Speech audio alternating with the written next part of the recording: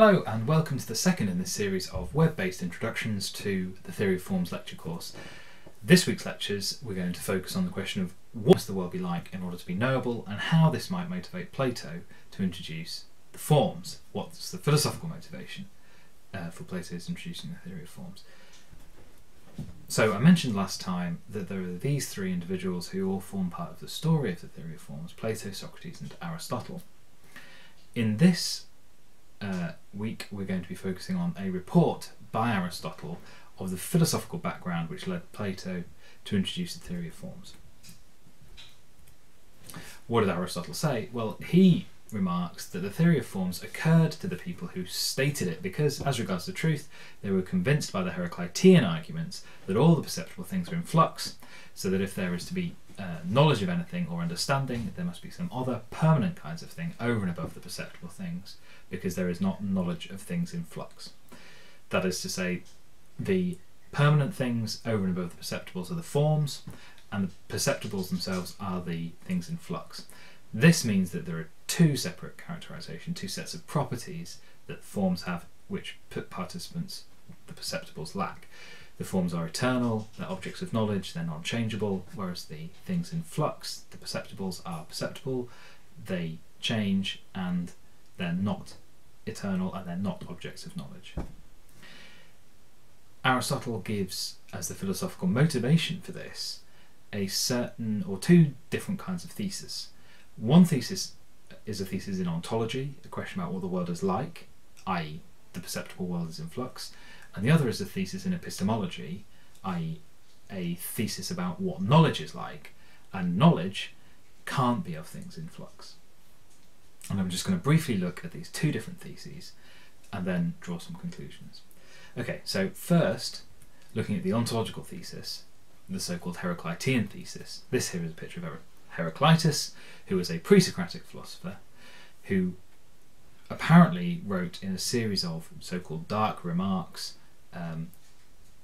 where he makes these remarks which point towards and indicate a kind of philosophy. One of his apparent crucial theses is an ontological thesis about the way the world is, and one of the fragments reports this as a Heraclitean saying: the way up and down is one and the same. What does that mean? Well, that means that the same road has apparently opposite properties. On the one hand, the road is the road up the mountain, for instance, and it's also the road down the mountain. So one object can have opposite properties. This is a kind of synchronic, i.e. at the same time, opposition. One property, one object, a road, has opposite properties at the same time.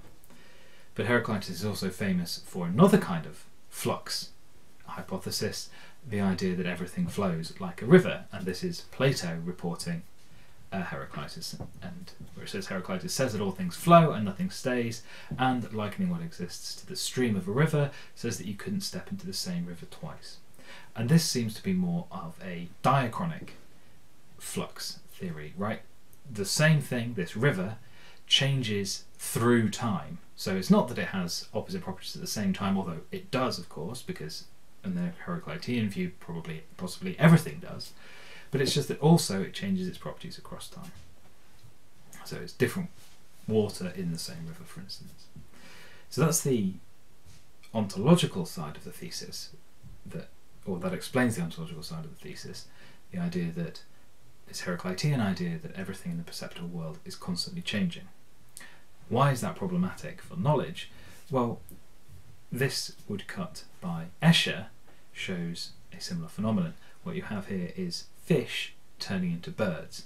Now, imagine if you're trying to get knowledge of the natural kind of fish. How are you going to characterise them and distinguish them from, say, mammals or from birds if those kinds aren't stable? If fish constantly continually turning into birds, you just can't have knowledge of them, because any time you get some true beliefs about fish, like that they have scales, well, they'll have changed into an entity without scales, an entity with wings, say. So your beliefs have this instability in a world of flux, which means that any time you grab onto something mentally, it changes. So you can't have knowledge of it, because knowledge is kind of unchangeable and immutable.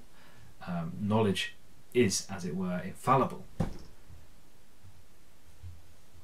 Now, in the lecture course, we're going to have a more detailed look at these two theses, the ontological thesis and the epistemic thesis, and see how they relate. And we're also going to assess the strength of Aristotle's report, whether these kinds of thoughts can be found in Plato's dialogues.